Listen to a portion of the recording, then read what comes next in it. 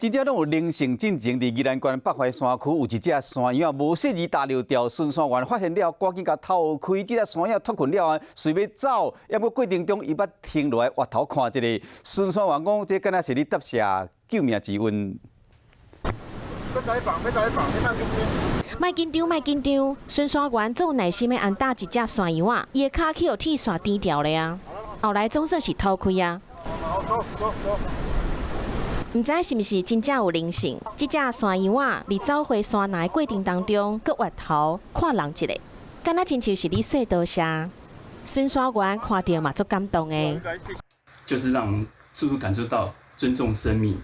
当我们尊重生命的时候呢，生命会给我们很好的一个回馈。其实这只山羊仔伊的骹是去互金属材质的陷阱钉掉咧。虽然讲袂随死，但是有可能互动物撞击，甚至饿死。